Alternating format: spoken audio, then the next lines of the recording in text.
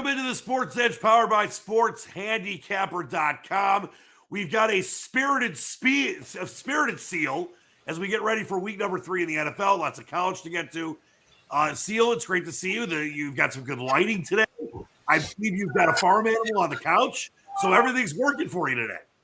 Absolutely. I'm ready to rock and roll. Well, listen, you are the champ. We can't say it enough. Of course, it's SportsHandicapper.com is Seal's site.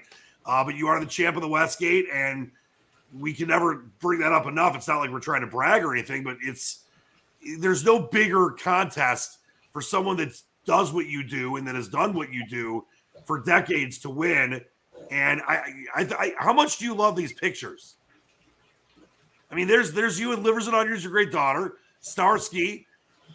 Is that I'm trying to who's hiding under the check or right above it? Is that Adriana? Yes. Yep. So, and then there's this one with there's George of the Jungle. Your daughter Livers and Onions. A great looking Squatch there. By the way, I really like the way that picture came out with the lines from the Superbook in the background there. But the big question is, do you have your ring yet? No, I do not. Do you think you're ever going to get your ring? I don't think I'm ever going to get it because we're going into week 3 in the NFL season. We're already in week 3 in the NFL season. I have yet to get my ring. Can I just ask you a question? How hard is it to get a ring? It's been like I don't know. At this point, I'll just buy my own. All I can tell you is that's a lot of chatter there. $335,800. It was a great time we had in Vegas. And listen, it's very tough to do what you do and do what we all do. But you obviously are at the highest of levels. We all work for you, as the great Starsky likes to say. It's been tough. NFL week 2 is terrible. I mean, they're just a bad week to bat, and you still did good. Obviously, you did a great job in week 1 with 4-1 in the Westgate, and we'll get to your NFL stuff in a second here. I just wanted to ask you before we get into college, and very interesting information you got on the Purdue FAU game in a second. But year to year, and obviously with the way the NFL has changed, do you find it where you kind of have to throw out a lot of things that you've used in years past because every year is so much different in the NFL these days with parity? Or is there a lot of things that you do the same? Like, how is that process for you, considering that, especially since 2001, when they created the 8 division format with 4 teams, and we had true parity, even though before that for about 10 years or so, we were working towards that. But now you see worst to first, you see, teams that are huge favorites getting, losing at home. Jacksonville's shutting out Indianapolis. When it comes to your process, is it similar? Because I'm sure there's always principles that will be the same, or do you have to really kind of change every year because things are so different in the NFL? No, to me, it's similar. It's pretty much the same. I honestly think this year the parity in the NFL is off the charts. I mean, you can see in the numbers every week. There's this week. There's not a favorite. What, 7 points this week? Yeah, not one. When was the last time you saw that? I mean, there was a lot of times. Obviously, you don't see a ton of huge favorites early in the year, but there was times in recent years where you'd have multiple 13-plus point favorites in 1 week, and now you're not seeing that at all. Especially, obviously, it's earlier in the season. But I think that it leads into this other kind of point that I was trying to make too, is that you got this parity, but that doesn't mean that there isn't some great value with teams that maybe are a 6 or 7 point favorite sometimes. Obviously, I like finding the value in dogs. I know you do as well. And I think, what was it last year? If you bet all the underdogs throughout the NFL season, you would have won 70% of the games. Something crazy like that. And obviously, who's going to bet every underdog every week? But that being said, there really is what you've done and what you continue to do for the decades you've been on the top of the game. There's a method to it. And I think that people, you don't need to try to reinvent the wheel, right? No, to me, the NFL is still the NFL. I mean, every year you get tweaks and rule changes. Like they're supposedly keeping track of the illegal contact rule, 5 yards for the defensive backs. They're calling a little more of those. That's the new one this year. But for the most part, everything's the same. There's not much different. Like I said, I think there's a lot of parity. There's a lot of teams bunched together right in the middle. It looks like Buffalo is, the king of the jungle right now. And right. A lot of teams are bunched in the middle. It's going to come down to last week for a lot of teams to get in the playoffs, I can tell you that. Well, I can tell you this right now. You mentioned Buffalo, and they are my Super Bowl pick. I mean, not that I went on a limb or anything, But they've got I know we're going to get to the NFL in a minute. They got an interesting game with the Dolphins, by the way. Dolphins, I mean, Tua was like historic last week. He 6 touchdowns. And maybe they're finally getting things going down there in Florida after the whole Florida's, nonsense. We're getting McDonald down there. But let's talk college first here. And I want to start with this because I think it's extremely important. We bring this up a lot on this show. Once again, of course, we'd love for you to sign up at sportshandicapper.com or squatchmix.com or Scratch Caddy. Jamie off this week on assignment in New Zealand tending to sheep because we have the President's Cup, which the internationals are getting their asses kicked right now. But no surprise. I think the Team USA was like a minus $700 favorite. Now they're like minus $2,800. But we want people to be involved because this is fun for us. You have had so much success for such a long time doing this. It's not, I don't want to say nonstop winning, but it's winning year after year. And of course, we want people to be involved and have the ability to do that as well. But this is a perfect example of why someone like you that does a ton of reading, gets a lot of information, is successful on top of the other things you put together when you make selections. We were talking a couple days ago about FAU and Purdue, and I'll kind of let you explain, the information you got and why. I mean, if you don't take that game when you give it out, as soon as you get the information, you're going to miss out on a tremendous amount of value and possibly lose the game. Oh, yeah. Well, from good information, I was told that the quarterback for Purdue is not playing. McConnell, his name is. Aiden O'Connell. Yeah, they put it out today. The note came out today that he's questionable, but supposedly he's not playing. So we took 18. Well, he's on the Maxwell Award watch list, by the way. He's one of the best quarterbacks. He's good, and the backup is not very good, supposedly. So we'll see. Hopefully he doesn't play. If he doesn't play, the game's going to go to 14.5. I was going to say my guess was 13. 14, I think. I think we'll settle in around 14. I'm told he's not playing. So would you say when it comes to, because obviously there's so many more college teams and obviously in the NFL, quarterback's the most important position in sports, in my opinion, no matter what. But would you say when it comes to a quarterback being out in college and a quarterback being out in the NFL, that in college it's almost, unless there's a decent backup, it's almost a bigger deal. Not that obviously you don't want to lose Dak Prescott if you're the Cowboys or Brady if you're the Bucs, but you've got such talent in the running back position and tight end, etc. That as long as the quarterback is not awful, you can at least be alive in a game. If you lose a top level like a Bryce Young and they don't have, obviously Bama's gonna have, maybe it's a bad example, but maybe someone like Peyton Thorne at Michigan State, who was a fringe Heisman contender. If you lose someone like him and you're playing at home against Minnesota, you're screwed, right? Is it a more precipitous deal in college than the pros in major situations? All depending who the backup is, because right. A lot of these teams are system teams. They run system offenses, the spread, the red rate, the Texas Tech spread. Well, they'll run. It depends if the guy that's behind them can run the same offense. Because a lot of these quarterbacks in college that put up ridiculous numbers, and then they get drafted to go to the NFL. You take them out of that system, and they can't play. So I call them system quarterbacks. So you call them what? It's pretty good though. So you call them what quarterbacks? System quarterbacks, I call them. The guys that come out of the spread offenses and stuff, and they get drafted and they can't do anything. Yeah, the point that I was making about the NFL is, there's just so much more talent overall. And in college, there's obviously a lot of players on rosters, but it's not something where you can fill in with a top-level quarterback, even especially at a top-level school. So that game, by the way, I know it's floating around 16.5. What number is that? Because I just went past it. I apologize. 418. Yeah, game 418. So actually they've taken it off the board. It's off the board, Seal. So there's your probable information that he's probably out. It is off the board as it stands right now. But I know earlier today it was 16.5. You gave it out at 17.5. Huge information. What else are we looking at? I know you had a bunch of college plays you were firing early in the week. And another point that we can't harp enough on this show is that if you do get involved with Seal's plays at sportshandicapper.com, he might give something to you at 6 a.m.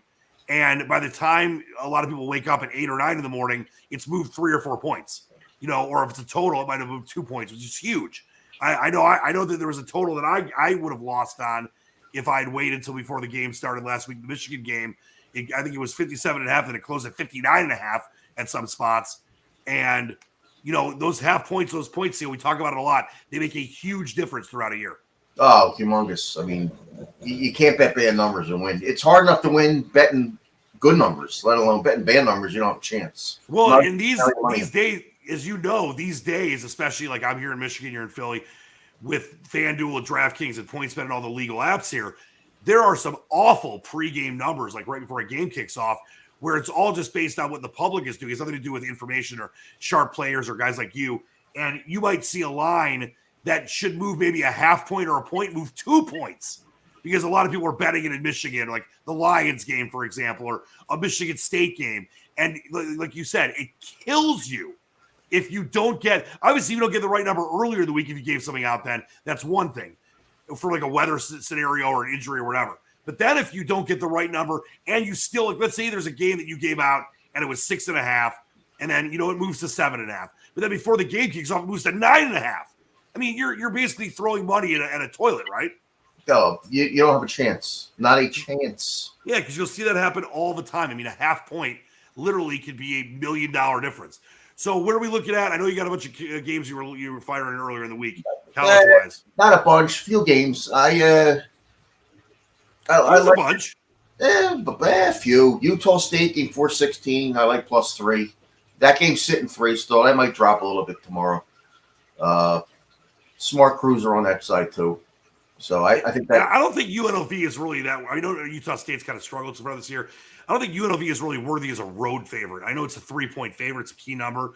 But I don't think UNLV should be favored pretty much against anybody on the road, to be honest. Yeah, they are much improved, but I agree with you. I agree with you. Well, Seal, they're much improved because they were one of the worst teams in football. True. They were bottom feeding FBS. So I like the Utah State play that you gave a couple days ago as well. I think Utah State can win that game outright. Aren't you surprised? I know that UNLV is much improved. And Utah State's been inconsistent. But the fact that they're a 3-point dog at home, this seems like a great spot for them to win that game outright. It's a good spot because they lost their last game before their bye to Weber State 35-7 at home. So, right. I mean, they're mad.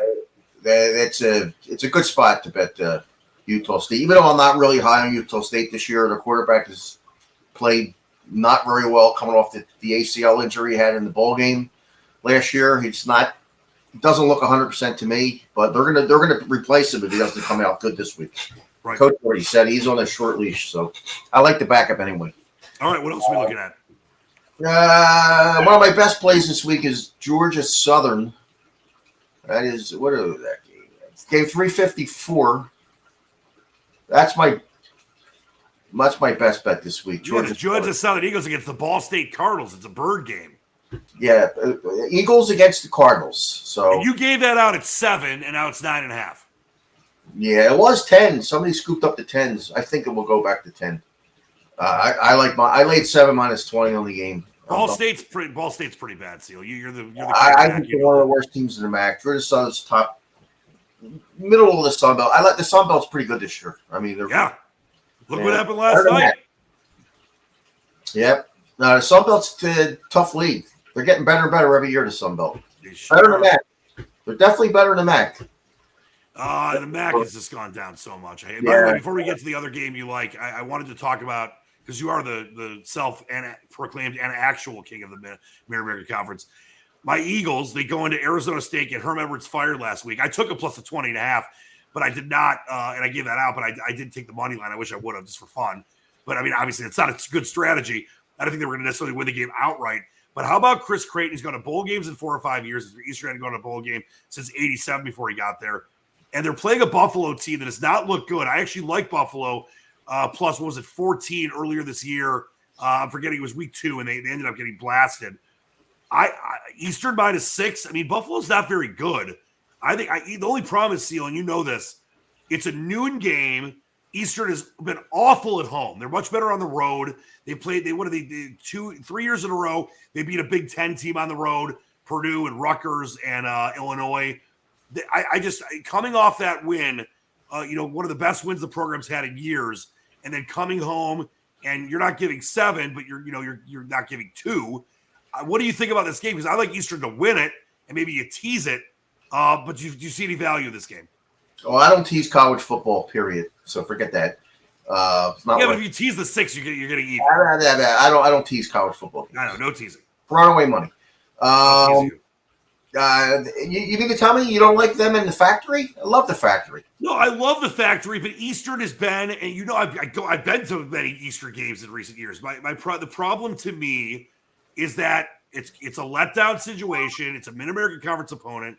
They are not great at home when it comes to, like, they're much better when they're an underdog on the road or even a favorite on the road.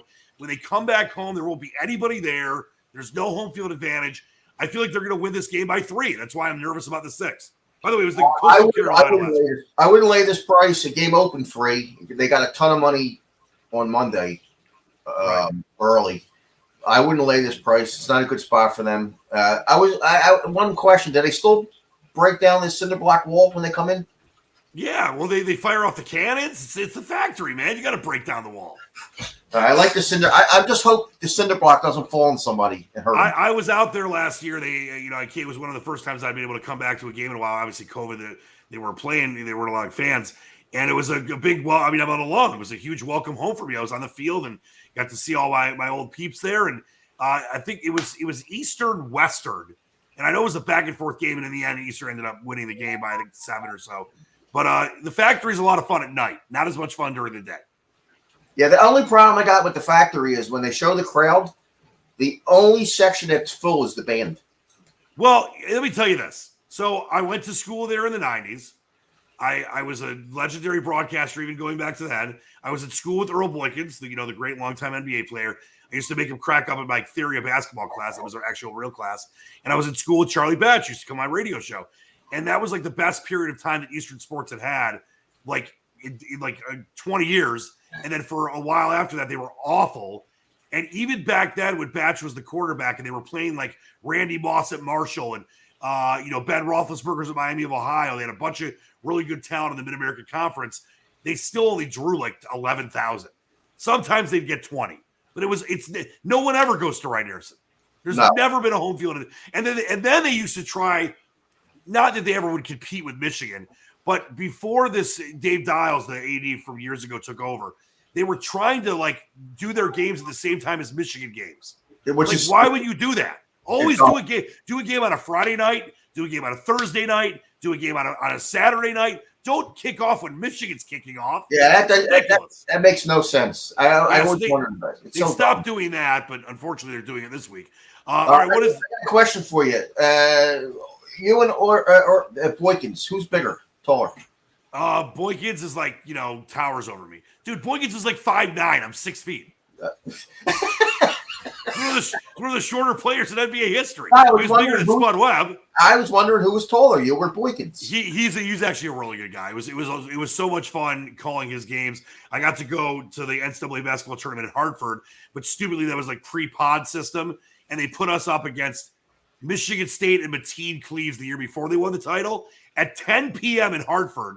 Why would they have Michigan State play Eastern when the only team that really knew a lot about Eastern Michigan back then was Michigan State because they were in the same state? They would never have done that now.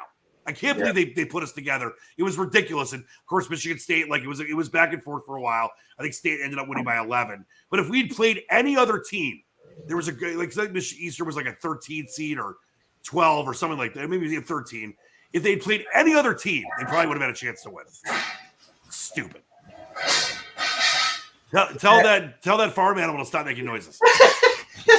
Winnie, come on, Winnie. It's a new dog. She just destroys everything in the world. All right, so what else do we have? I know there's another college game you're looking at. I bet Toledo under game 4. Where is that game? You had San Diego State under. Yeah, that's Toledo. They're playing Toledo. Yeah, where is that game? 45 and a half. I can't forget that. 4. Here it is. It's 377.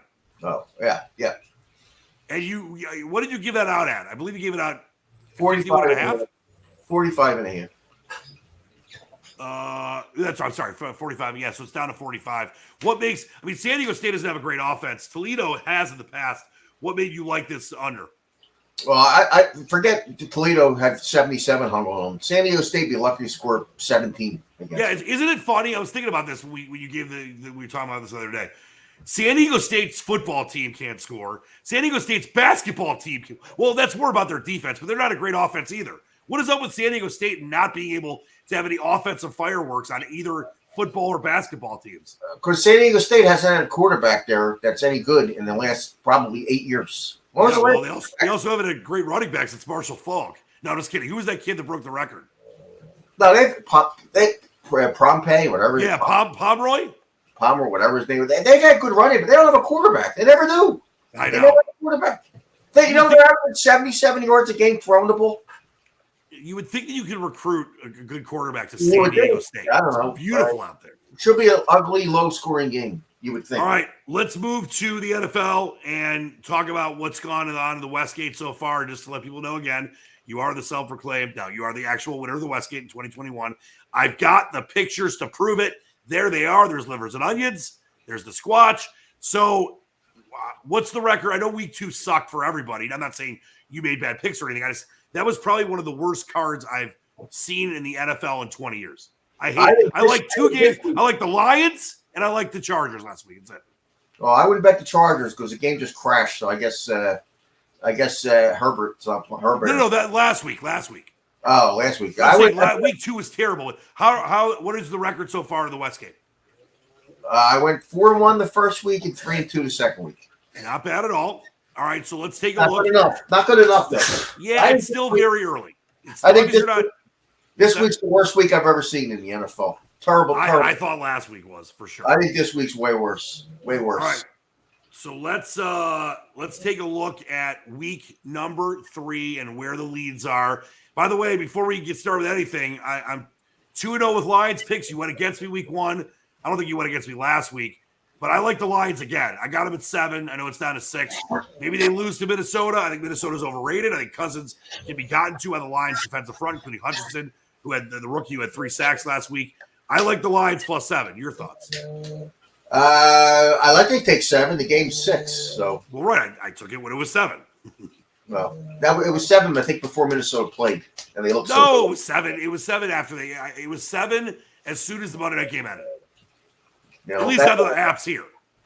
I would lean to Detroit. I like Detroit. They're a huge over team. Detroit. They could score. I love their offense this year. Do you know that? Me too. You know the Lions have covered 8. I'm sorry. They've covered 9 of their last. Hold on, it was 7. Yeah, 9 of their last 10 home games, and I think overall they've covered 18 of 24, 18 of 25, something like that. But I think the Lions plus the points, even 6, I don't love it as much. Maybe you just buy it to 7, but I love it either way. I think the Vikes are overrated. I think Hutchinson has a big day, and Cousins is not. Offensive line issues, banged up a couple guys for the Lions. Just watch that. But as you said, the Lions' offense is 6. Swift, Amon-Ra St. Brown, a top 5 receiver right now. You bring in DJ Shark. You got Jamal Williams. You got Hawkinson, who didn't really do anything last week. The Lions went big. So it's going to be fun to see what the Lions do this year. This isn't like a playoff year, but next year they can be really, really good. All right, what are we looking at for this week? And did you make your Westgate picks yet? I haven't even decided on the Westgate yet because I hate this week. I bet a total on the side. Personally, I haven't figured out my 5 picks yet because it's not going to be easy. Give the total on the side, and then we'll get into what you're thinking about. I bet Miami over 52. The Dolphins. Yep, and obviously the Dolphins are tons of points. It should be a very high-scoring game, though. Yep, it's already up to 53. And I like the Bengals -3 in the first half against the Jets, Jets. Jets. Yeah, the Jets. The Jets are a very interesting team. And Robert Saleh, on a personal note, I know him. He's from here in Detroit. He was the first Arab American coordinator in the NFL. We have a huge Arab American population in Detroit and in Michigan. In general, Dearborn is where he went to high school. I actually called the Dearborn Forts High School game earlier this year at Michigan Stadium against a team named Brighton, a team from Brighton. And I love Robert Saleh, but the Jets, to me, I mean, just a really Jekyll and Hyde team. Cincy, though, they can't get out of their own way. So, but I like where you're at with the 3.5 in the first half because the Jets could be the kind of team that comes back in this game. I think the Bengals get off to a big start there. Yeah, I think the Bengals are going to get off to a good start. I laid 3 in the first half, so. And the Jets just had that miracle comeback against the Browns last week, which is insane. Give me your the things a couple games you're leaning on to maybe use for your contest picks. Oof. It's so tough. Such a tough. It is a tough week. Well, I will tell you one game I like, and I'll see if you like it, is I like the Raiders on the road against Tennessee. I like the Raiders under that key number of 3, minus the 2. I think Tennessee's garbage. They're going to have to eventually probably sit down Tannehill and start the rookie Malik Willis. The Raiders are a team that has just been underperforming so far, but really have a ton of talent on offense. I like the Raiders. Your thoughts? I just don't like betting games when both teams are 0-2. They're both desperate. Sure. The Raiders are better. I agree with you. I think Tennessee's terrible this year. I just don't like that team this year. It's only a matter if they lose. I'll tell you this: if they lose this game at home to go to 0-3, they will bench Tannehill. I mean, unless it's like a 45-44 game and Tannehill is incredible and it's all on the defense. If they lose and Tannehill doesn't have a good game, I think they're going to bench him, and doesn't mean they're not going to go back to him, but Willis will get his chance to be a starter in the first quarter. I don't think Willis has a chance to be any good this year. For sure, I don't think so either. He's not ready, but it doesn't matter. Had success. They were the 1 seed last year. Yeah, that Harold Landry they lost last week in preseason to an knee injury is a big loss to them. Sure. And obviously, giving away the wide receiver to the Eagles was another. Yeah, don't even get me started with the A.J. Brown thing. That was so dumb. All right, so their offensive line stinks. What are you considering? Give me a couple games. They won't do it after week 3, but Willis will play sooner. Okay. No, I'm saying give me a couple of the NFL games you're considering for the Westgate. Oh boy. Ah, boy, come on, you can do it. I know that you have the games. I'm going to see how healthy the Colts are. I might take a stab on the Colts against Kansas City at home. Yeah, that Colts team really pissed me off last week. That was one of the only plays I had. They were dreadful last week. I'm looking at the Colts, probably the Bengals, maybe Miami. I think there's value in Miami at 5 or 5.5. Yeah, I mean that could be a 3-point game in Miami. Yeah, I mean that's what I'm looking at right now. All right, and then one more game I wanted to ask you about was this, and it's obviously an impossible game, but I think I got an angle here. Packers and Bucks in Tampa. Bucks a 1-point favorite. To me, I don't think Green Bay is that good. I know they made Chicago look silly. Chicago is going to be terrible this year, and they've actually played above what I thought they would so far. I think, and I'm not someone that really loves taking Tampa because a lot of times they're overvalued and the spreads are not what they should be because it's Tom Brady and they're a pretty popular bet public team. I actually like Tampa at home laying the smallest of numbers. It might even get down to just a pick before the game goes.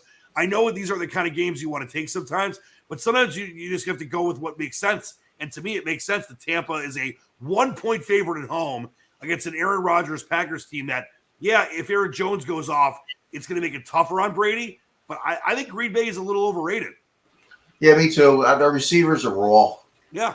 Tampa Bay's defense has been really, really good this year. Really good. With their defense. It would be Tampa or nothing at this number. I mean, this game's down to 1. I think you're going to see a ton of public action on Green Bay. All the suckers are going to be like, oh, my God, it's Aaron Rodgers. I mean, I don't know, a lot of times he would be favored there. I just think that it's going to be something where you see Tampa have a good performance. Brady was frustrated last week, even though they still won. And I think that Tampa's the value there. Just a little worried about Tampa Bay's offensive line. They're so beat up. Yeah, but as you mentioned, the defense is top 5 in the NFL. Right. The defense has been really good. Really excellent. Before we get out of here, I just wanted to ask you, when it comes to just kind of go inside, where the sausage is made, when is the deadline for the Westgate picks? And just go quickly through your process throughout the week. And when are there times you make the picks early? Are there times you always wait till the deadline? I usually wait pretty much to the deadline. I want to see the injury reports before I put my plays in. That's why it's so difficult to put a Thursday night game in. I've done it in the past, but it's real tough because you really want to see by Saturday who's playing and who's not. There's a lot of injuries in the NFL already this year. It's amazing. We're going to week 3, really is. And there's a ton. So the longer you wait, the better off you are. So it doesn't behoove you to put the Thursday night game because if you use the Thursday night game, you got to put all your picks in. And you lose that extra couple days. So it's tough. When is the deadline? 12 o'clock Eastern time, Saturday. around So that. obviously, if you want to use a Thursday night game, you have to make that play before Thursday. Yeah, obviously. You have to put it in. But you only have to. You don't have to do all your picks. No, you do have to put all your picks in. Really? So that makes it really tricky. It's very tough. Unless you really, really like the Thursday game and you want to use it, pretty much you don't. Yeah, but it's not worth it because you can get totally screwed on injuries. What if you take 3 games and the starting quarterback in all 3 games is out? Well, yeah, feasibly, of course. No, I'm just saying between Thursday and Saturday that could happen. Especially in the COVID era. You never know. You gotta be careful, man. Yeah.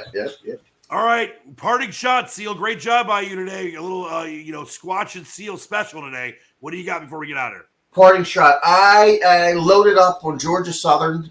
I'm going to try to get around 9,000 together. I want to pay a coyote, smuggle me out of the United States into Mexico. And then I'm going to swim across the Rio Grande, show up in Texas, and I'm going to be flown to Martha's Vineyard. Yeah, well, I'm going to make sure you are, but there's going to be no food on the flight. And when you get to Martha's Vineyard, you're going to have to walk back to Philly.